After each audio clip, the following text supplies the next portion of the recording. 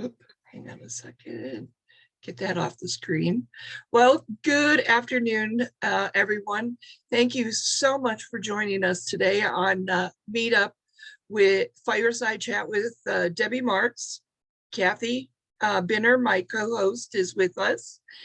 And as you all know, this is this is the last one of the year. It's December, and time to roll up our sleeves, prepare for January with all of those New Year's resolutions. And quite frankly, I'm going to really think about that, because who knows what next year is going to hold for us. But as our guest, we have Nancy Holderman, who I'm not really sure. She's with a recycling project, and she has a lot of information, and unfortunately, it's a whole lot of information, but we're only going to do part of it today because we're kind of limited, sort of. And so, Nancy, I am going to ask you to please introduce yourself and give us an idea of what started you in this mission.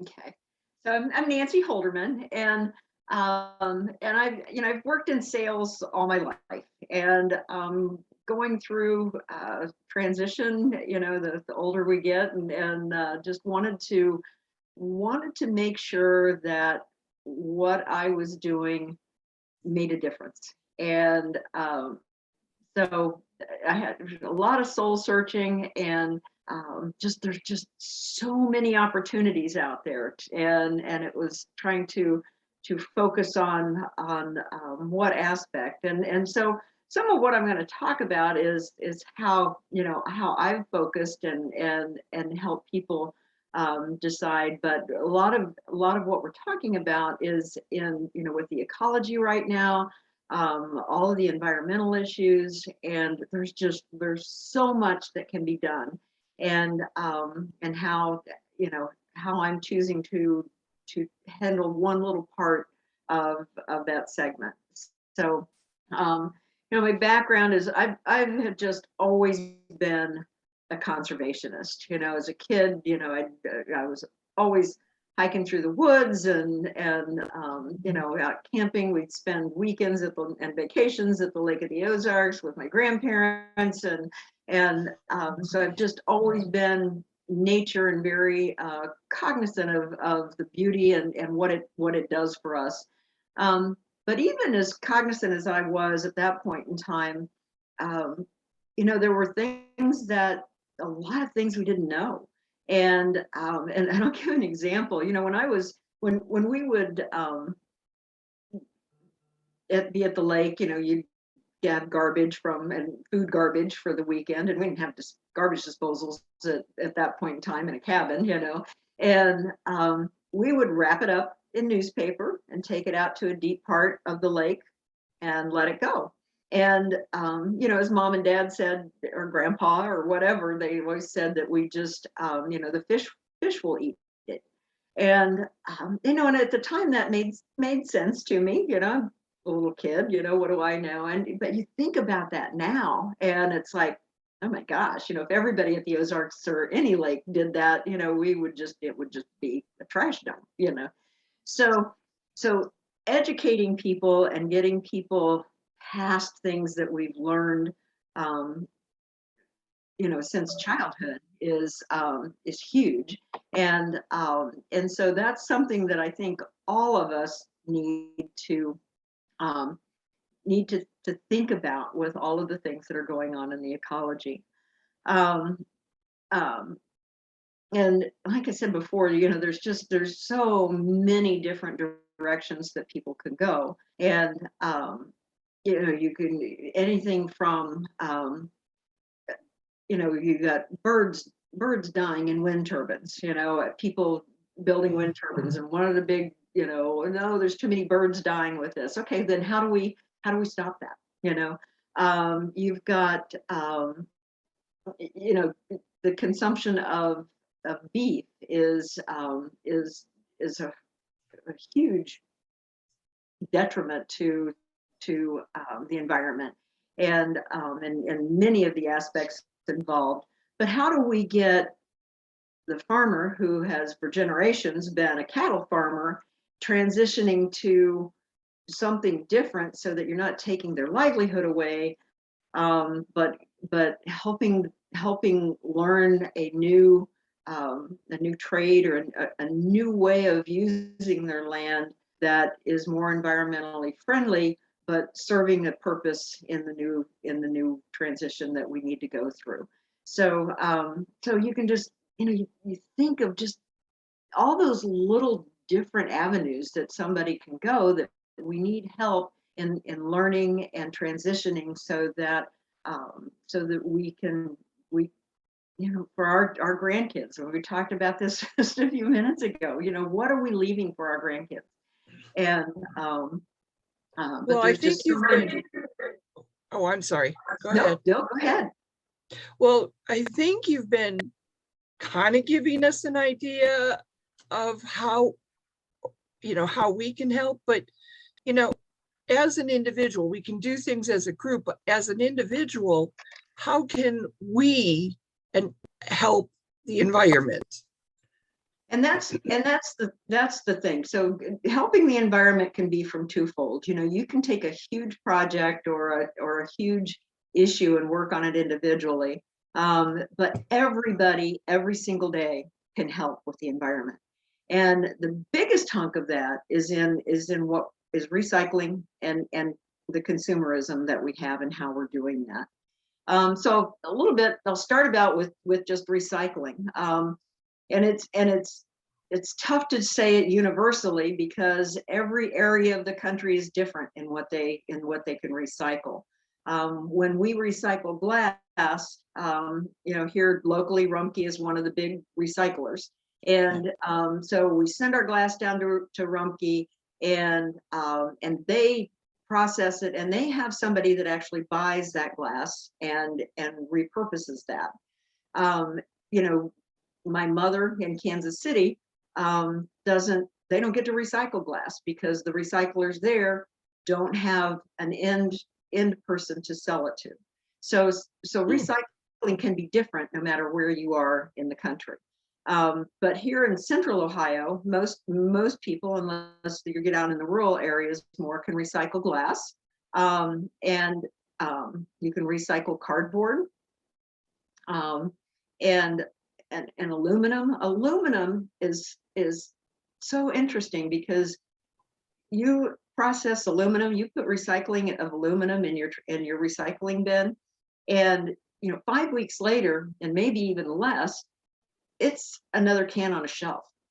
They can process 95% of the aluminum. So to throw aluminum in a trash can and have it sent down to the dump is just, it's a snack. It's so easy to do. And just we really need to be cognizant of it so that we're keeping things out of the dump. Cardboard and paper both are easily recycled. And one of the misconceptions I always thought, because I'm learning every day, I thought if paper or cardboard had gotten wet, that it wasn't recyclable anymore. And that is a fallacy. If you need to dry it out before you put it in recycling. And the big issue that they have is they don't want anything wet to produce mold and all of that stuff. But if it's wet, dry it out and go ahead and put it in recycling. So those are some of the easy things to recycle. We were down at Swaco, which is the dump in Franklin County, and a huge truck came in, and 100% of what was in that truck was cardboard boxes, and it was so disconcerting to see. So those things are so easily recycled that and they're easy. You either put them in your trash can or you put it in your recycling, and there's just every little piece of paper, everything, just throw it in recycling. And we get into plastic, and plastic is a little more difficult. because interesting, the little triangles on plastic that have one, two, Yeah. three, four on it. Um, we always used to think that, one and two and three were recyclable, and, sometimes four and fives, depending on, well, those numbers are really an industry number. They really don't have a whole lot of place in recycling. So that's something right now that that industry is trying to come to a cohesive, uh, something to be able to help us know what to do with recycling of plastic. And so that's one of the toughest things that we come up with. Plastic bottles. You can recycle anything that we drink out of. And the best thing to do with a plastic bottle is to keep the lid on it, and recycles better that way. And because the lids will get caught in the recycling machinery, and a lot of times fall through with glass, and then it makes the glass not as pure. So for the end user on that. So always leave your lids on recycling uh, plastic bottles, and also dent them a little bit. Make sure they're empty of water, but because what happens, they go through these conveyor belts. It's really fun to see.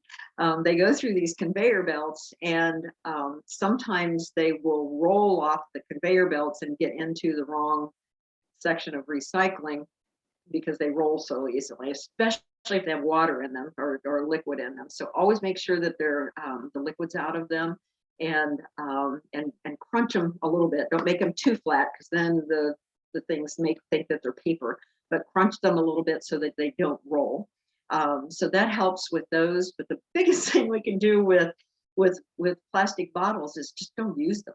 You walk into the grocery store, and the whole aisle is just plastic bottles, and environmentally it just doesn't break down. It ends up in the bottom of our oceans, and so anything that we can do to I'm sitting here with my with my water bottle, and I just take it with me everywhere, even to a restaurant, so that I don't have to use anything else. And it just anything that we can do to not use plastic is great. One thing we do have to watch out with plastic, since there's so many, it's like, do I recycle this or not? Well, okay, I'm just going to throw it in there, and if it's not recyclable, they can, they'll get rid of it. Well, it doesn't quite work that way. First of all, a lot of things that people will throw in of plastic clog up the mechanisms in the recycling assembly line. So the plastic bags and stuff, they'll gunk up, and then they have to shut down the system, clean it out, and redo it. The other thing that you think about, anything that they throw into that they can't recycle, they then have to return it and send it to the dump. So that's an extra cost in the recycling process, that then makes our cost and their costs, because they'll pass them on to to whatever community there is paying for the recycling program. So it's really important. It's best if you don't think if you don't know whether it can be recycled, it's probably best to put it in the trash versus put it in the recycling. Okay? So, and I have a question. I've got a question.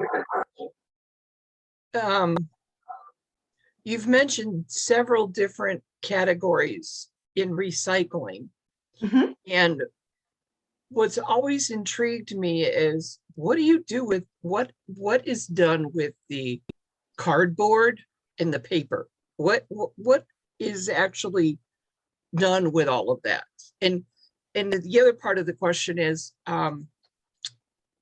when you have to take it to like a station where they collect it, or like in Pleasantville, they have those big bins that people drive up, dump them off, and then somebody comes and picks it up. Mhm. What is the best way to like package or contain newspapers, magazines, cardboard boxes, things like that, that a lot of people just burn it. And but what happens to all of this, and what's the best way to recycle it? So one of the big things is please don't put it in plastic bags. Um, Uh, so keep it loose, because when it gets down to the recycling area, they millions of dollars worth of equipment that have all of these sensors on it, and so initially, like at the ones that we visited, glass, which is all broken up, it goes through, and all of the glass will fall through, and then then you've got people in the conveyor belts taking out the papers and stuff. The plastic kind of shoots off in its direction depending on which type of plastic it is, and so it all gets divided up there. And so in a question of that, keep it loose. Or like if you have paper, you can put it in a paper bag if you've got one that's recyclable, and containerize it that way if you want to keep it from flying away or whatever.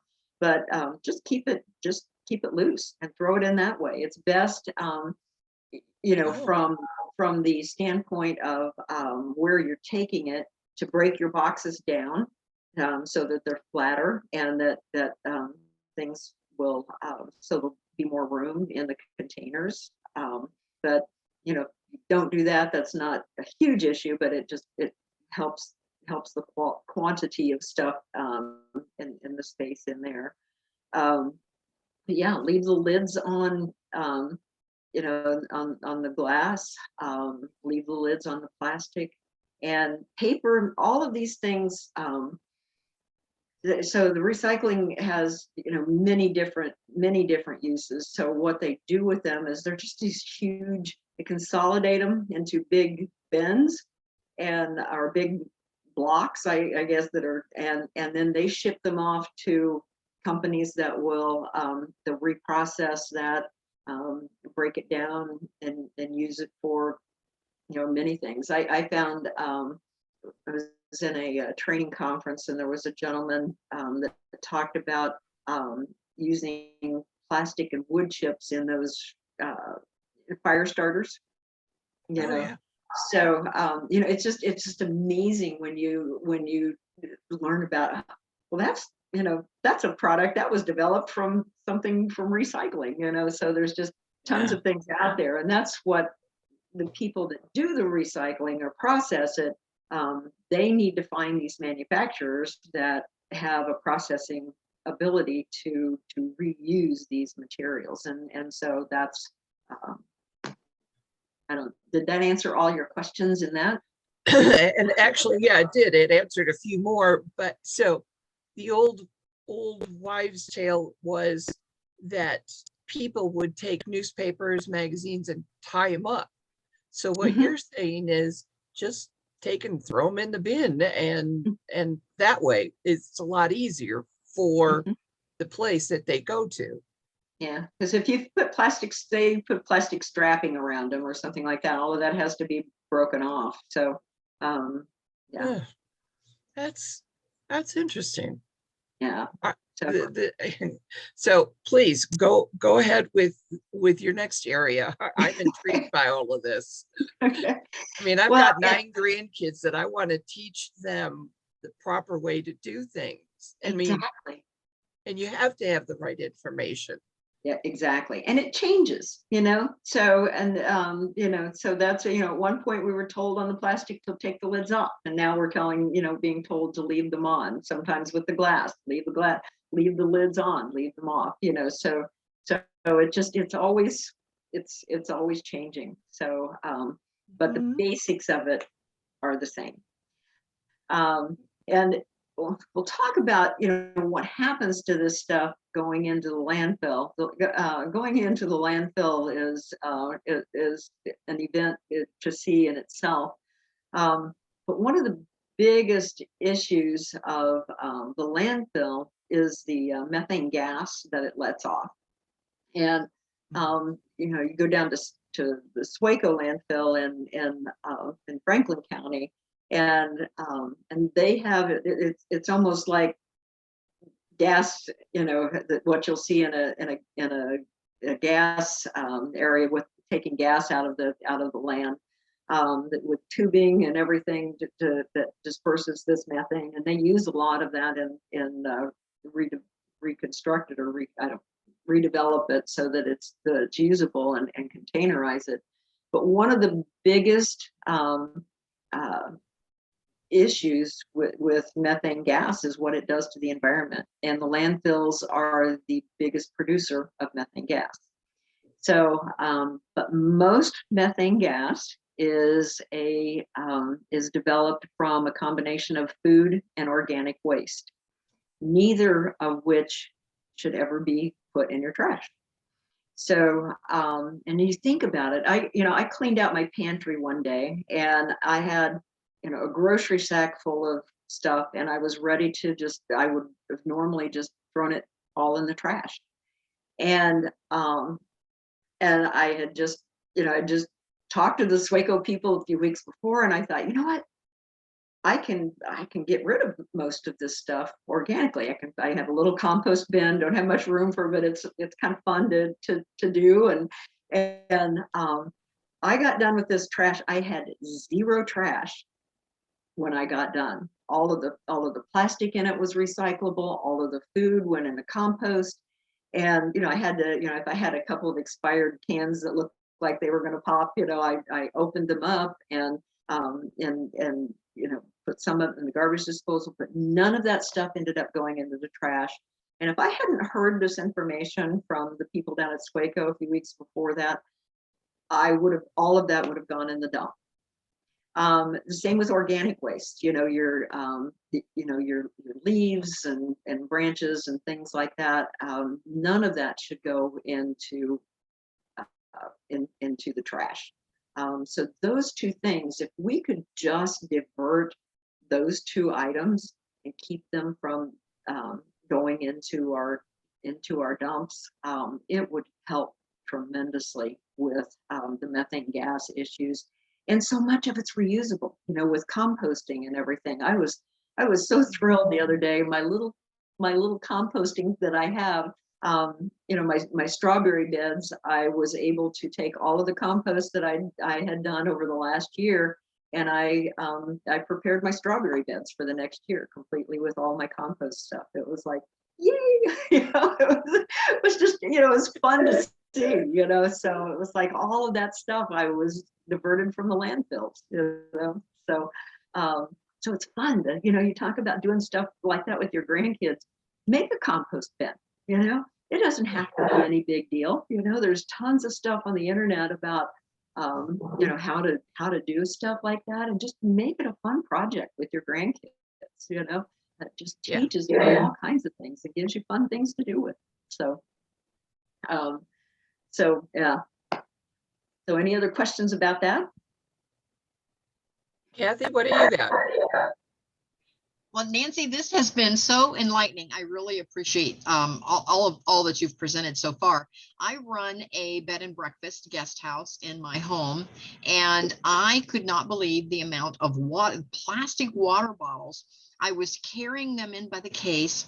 I was putting them out in the guest rooms. The guest would open all of them up and take a drink or two. And then I was dumping all of the water out, and then I was bagging up all of the plastic bottles into plastic trash bags and carrying it back out into the trash. And I said, this is just crazy to me. And so I did some research, and it's kind of about half and half in the research that I did on some bed and breakfast sites. And folks were saying, no, my guests, they don't want to drink my well water or my city water. They only want bottled water. And other folks on those sites were saying, well, that's too bad. I'm going to use my well water or city tap water, and I'm going to get rid of the plastic.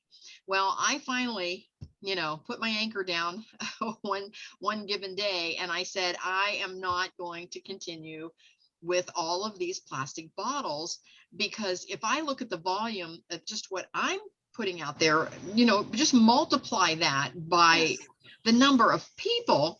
And so I said, you know what, I'm going to buy these glass carafes, and I'm going to use our tap water And that's what I've been putting into the rooms, and I've not had one complaint, not one, from doing that. And so I got rid of all of that plastic with one decision. And again, it took me a minute to make that decision because I didn't know how my guests would respond. And I always knew I could always go back if I needed to keep the guest happy, but not one complaint. And I've now gone to glass. I'm going to say it's been a year now since I've made that choice. Wow.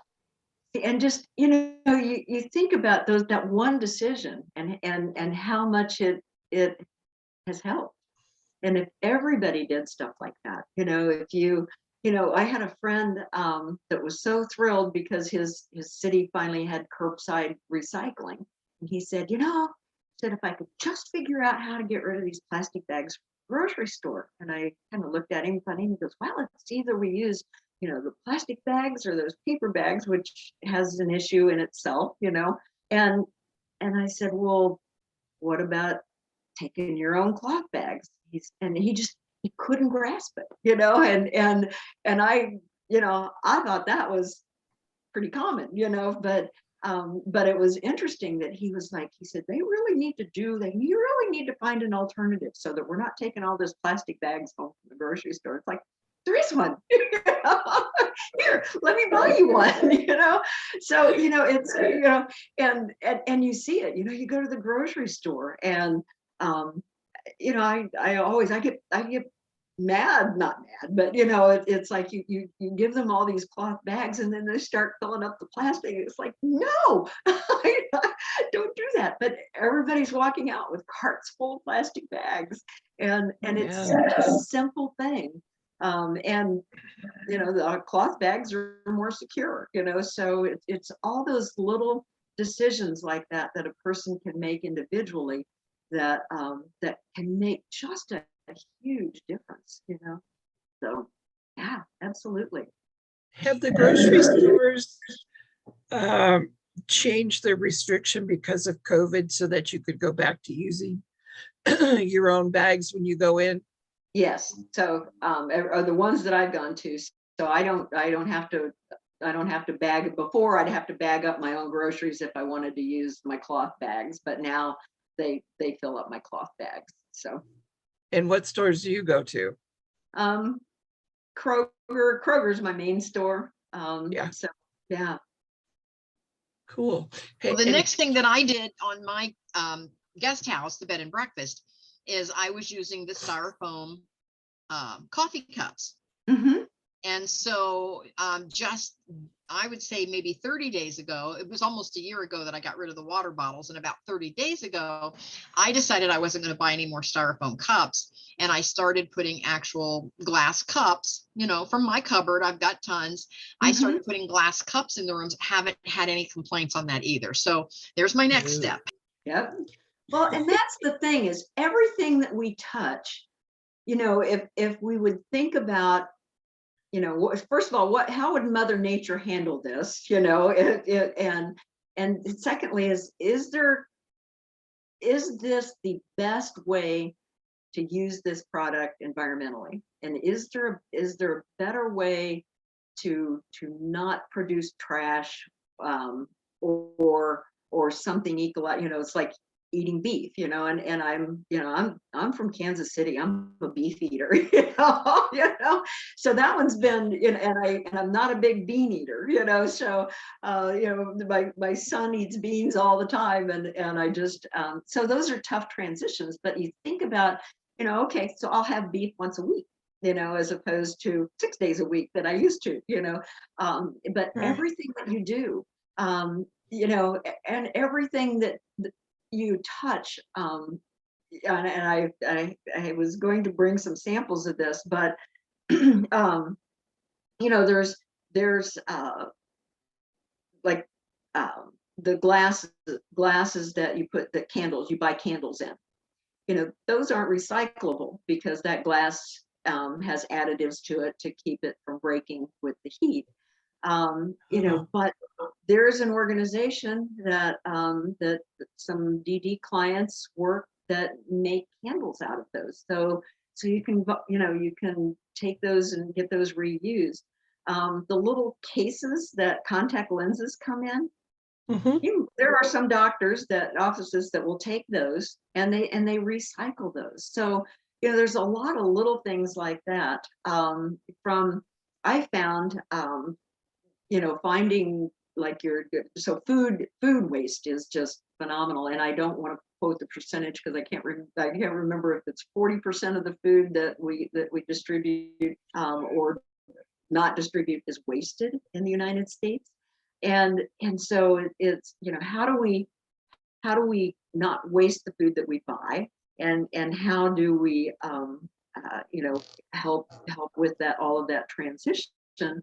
And so I found that last year one of my kids gave me some glass containers for storage with these secure locks on them. And I had some strawberries, which usually last a day or two in the refrigerator before they start getting bad and you're losing half of them. And it just kind of gotten left in the back of the vegetable bin, and because everybody knew it was probably bad. And it had been 2 weeks, and I thought, okay, guess I better clean this out, and I got it out. These strawberries I ate them all, and I didn't have anything that I had to throw away on them. So those glass sealable containers help keep my produce better. Planning ahead, with what you're going to eat. I raised 5 children, and so I rarely bought anything that wasn't on sale. But you can plan your meals accordingly. So that you're producing less waste. And so those, and using, instead of using plastic bags, use either those containers. My son, will take, he's gotten to where he takes all of his food for lunch in plastic containers and microwaves it or whatever. Yeah. And also plastic, like plastic bags that we put sandwiches in and stuff. There are some silicone products that you can buy that are reusable, and rewash them. So same with things at the picking up produce at the grocery store. There are mesh bags that you can buy. I just stuff them in my grocery bags that I take to the grocery store with me, and put my produce in those so that I'm not using plastic from the grocery store. So there's all kinds of ways that we can rethink what and how we're using everything, so that we're not producing more waste for the environment. Okay, so I have 2 questions. You said mesh bags for produce. What do those look like? I could run and get one for you. I should. I had them all sitting out and I forgot to put them over here. They're just and they're just Are they the laundry ones? Yeah, they're just a very, very lightweight white. Most of them are white bags. Where do you find them, Nancy? Where do you find those, the mesh ones? There are a lot of places on the internet. Amazon is, but there's a lot of environmental product sites that sell a lot of these things too. And those are fun just to get on and see. It's like, wow, I didn't know somebody had an alternative for this. I found the other day that was getting a request from a site that has just almost like dryer sheets that are laundry detergent, and so that, and takes up, just all kinds of things. It keeps from using plastic, it takes up less space, it, just on and on and on, the savings for something like that. So it's fun looking on all those websites and to see what products are out there that are helpful. So yeah, then getting on any of the major consumer websites are good, because you can just environmental products or anything like that, and look that stuff up, and just you can also search environmental products you know, and on the web, and just there's just tons and tons of information out there. And I, you know, it's like, as I told Debbie, I said I could talk for hours of the different ideas and things that we can do with recycling. So Well, when you see a lot of people taking their grocery sacks back to the grocery store to mhm, recycle, mhm, and I do that, but I also use that like in the little waste baskets mhm. that you have in your bathroom and things like that. What do they do with those when, you know, in the collection of all of those bags? What do they do with those? So those are taken, you know, again, they've got a manufacturer that will take those and reuse those and make different products out of them. So Wow. you know, the tough thing with that, the confusing thing, I probably should say, is what plastic can you put in there? And that's always, you know, it's like, did you know that you could put the inserts to like a cereal box in there? You know, it's not just the plastic bags that you're getting from the grocery store, but and you know, none. And so anyway, so that's a whole class in itself, just in what I you can bet it do, is. with plastic, and what you can't do with plastic, and where it goes and everything. So yeah, but that's Wow. great. That's a great example of, you know, at least, you know, if you got these plastic bags, or I get mad at myself if I just stop into a store and I haven't kept a bag in a car, and I can't carry all this stuff out in my hands, which I've been known to do. You know, but yeah, it's good that you know, all of that stuff can go back to the recycling at the grocery store, and obviously not enough people do it because the bins aren't, you know, though they're usually full when I get there. You know, it's Yeah. you know, as many people that are walking out of that grocery store with bags, you know, they could fill up 15 bins in a day easily if everybody brought them back. So Well, I got to tell you, I've learned an awful lot, but I have one final question to how when they take things to the landfill, how long mhm, does it last? forever. Yeah. So it you know, it consolidates it, and the landfills are made so that you know, nothing leaks through into the environment. Those are, you know, all the federal regulations that they have to do to prepare a landfill site. And you know, you take all the oxygen out of that, and that stuff sits forever. So it doesn't break down once it gets there. So or you know, not in anybody that we know today's lifetime. So so yeah, so that's why, you know, it just makes a mountain, and then on to the next. So It'd be you know, interesting if anybody had would be curious enough to see what's at the bottom of the pile. oh yeah. You, you, you know, it's a thought. It's something to ponder. You know, what's under there? What's at the bottom of that? And now, personally, I'm not going to go do that, but it's just, you know, very curious to see what somebody threw away 50 years ago and is at the bottom of this thing and has not uh, dissolved or anything into the environment. No thanks. I can't even imagine. Well, and it would, you know, you think, you know, the 100 years, 200 years from now, is somebody going to dig through this landfill and see, you know, find out about us as a society and what we were doing, because there's just so much that gets thrown away, Yeah. that can be recycled. You know, electronics, you know, batteries, you know, don't, you know, batteries, you know, they cause fires, you know, they cause explosions and fires. So, you know, don't, you know, you need to recycle batteries, you need to recycle electronics, and there's means to do that.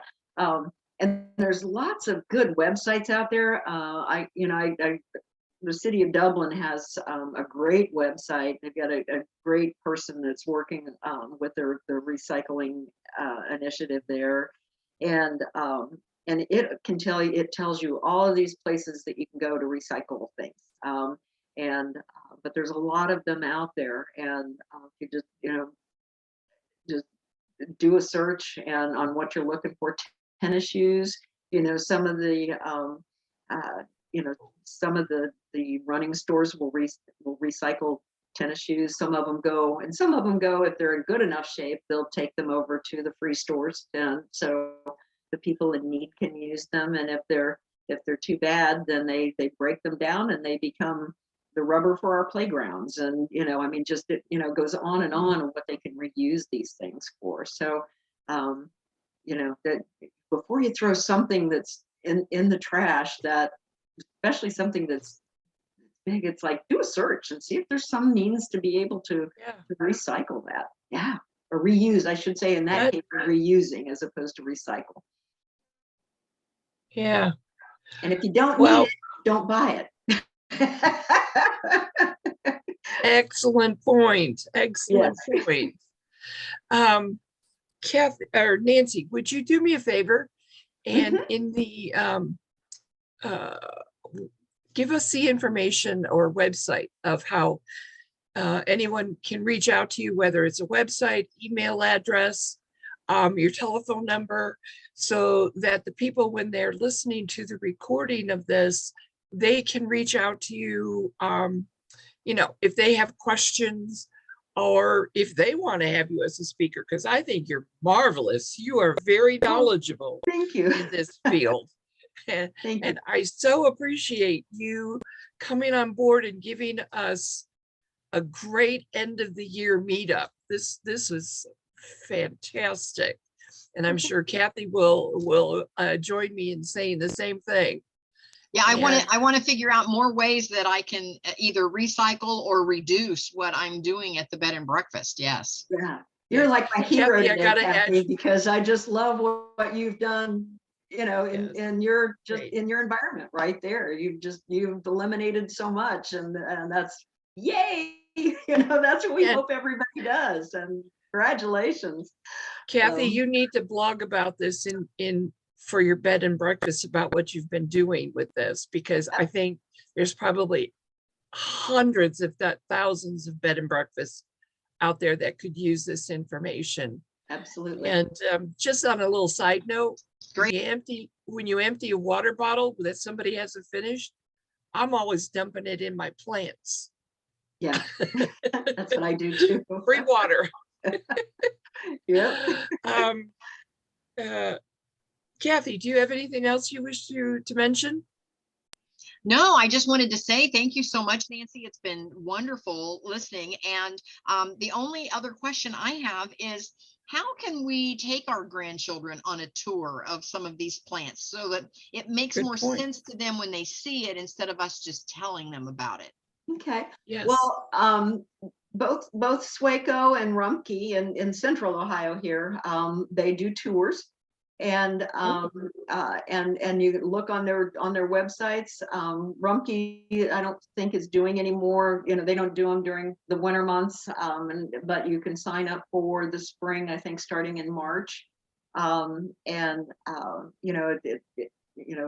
Put a group together, make it a field trip, and Swaco's the same way. I don't know what their timing is, because they'll actually take a bus and take you out to the dump sites and see how that works and everything.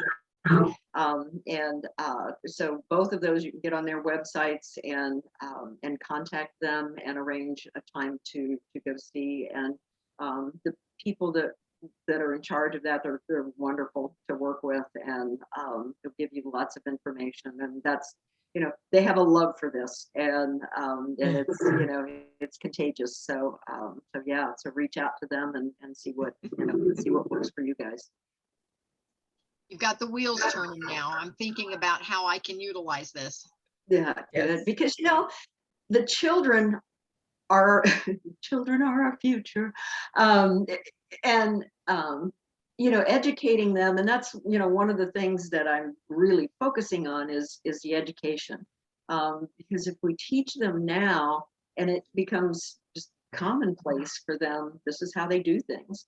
But it also will help them to find if they're excited about it, find a career in the environment. There's so much that they can do. You can be an environmental engineer, you can, just all kinds of stuff. And so teaching the kids now and the possibilities of things that they can go out and do. If they're interested in agriculture, then they can work with the farming community. If they're interested in electronics, I sat next to a man that worked for one of the petroleum companies, and how they, how they're trying to do, reduce waste in all of their facilities, and there's just a ton of opportunity right now. This is, the environmental sciences are huge opportunities for our children, and to get their education and to help us. They talked about wrong generation, 2030 being like the goal, of the turnaround time, that we need to have, zero,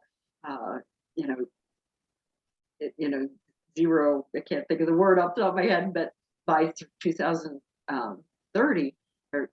And when they first started that was like in 2000. It's 8 years away from now, so there's just, we're at critical mass, and we need to do everything that we can to help our environment, and just, because it's not going to affect us dramatically, Right. but our grandkids, I can't even imagine, and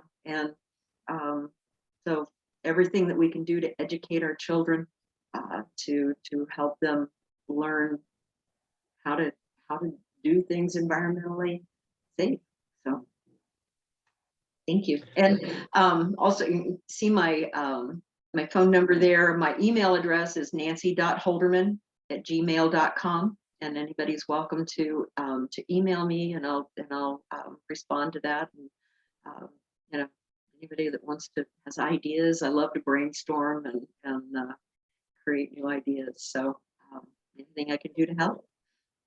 You've given me a lot of ideas. Good. Yes, Nancy, thank you so much. Well, thank you for having me on. It was fun. It was fun to do, and I'm glad to meet you both. So thank you. Thank you very, very much. I've enjoyed this, and I hope that whenever anyone listens to the recording, that they have a great Merry Christmas, Happy New Year, Happy Hanukkah, whatever is your faith. And just remember, Meetup Fireside Chat with Debbie Marks will start again in January with a year-long of all new Fireside interviews. Well, thank you very much, and we'll see you soon. Thank you. Bye. Bye.